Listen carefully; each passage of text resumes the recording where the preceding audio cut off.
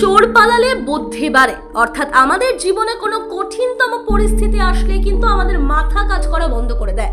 তেমনি হঠাৎ করে কোনো প্রতারণার কবলে পড়লে অনেকেই বোকা হয়ে যায়, আর এই সুযোগের সদ্ব্যবহার করে কিছু ধূর্ত অসৎ ব্যক্তিরা লুটে নেয় সর্বস্ব। তেমনই কিছু অসৎ ব্যক্তি আধুনিক প্রযুক্তিকে কাজে লাগিয়ে সাইবার ক্রাইম করে চলেছে। নিত্য নতুন উপায় মানুষকে ফাঁদে ফেলছে সাইবার প্রতারকেরা। ভিন্ন ভিন্ন পন্থা কৌশলও ভিন্ন, তবে সব ক্ষেত্রেই মূল অস্ত্র একটাই, জনতার দুর্বলতা। গত এক বছরের ডিজিটাল গ্রেফতার ব্যাপকভাবে ছড়িয়ে পড়েছে এবং বহু মানুষের ক্ষতিও করেছে। রাজ্য জুড়ে সাইবার পুলিশদের ঘুম উড়ে গিয়েছে। তবে সাইবার জালিয়াতদের হাতে আরো অনেক ধরনের অস্ত্র রয়েছে।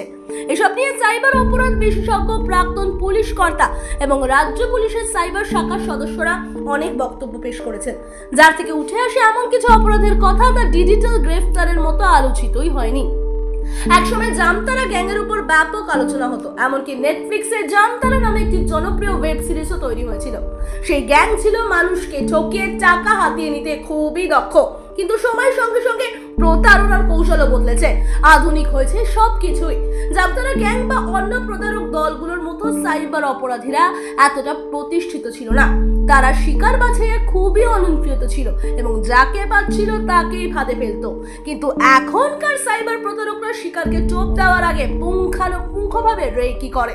তাদের কৌশলকে অনেক বেশি সংগঠিত এবং ভয়ঙ্কর করে তুলেছে তারা। বিশ্লেষণ করে দেখা গেছে সাইবার প্রতারকরা মানুষের তিনটি দুর্বলতার সুযোগ নিয়ে কাজ করে: ভয়, লোভ এবং কখনো কখনো নির্বুদ্ধিতা। সাইবার প্রতারণার শিকার হওয়া মানুষেরা মূলত এই তিনটি দুর্বলতার কোনো একটি কারণের ফাঁদে পড়ছেন।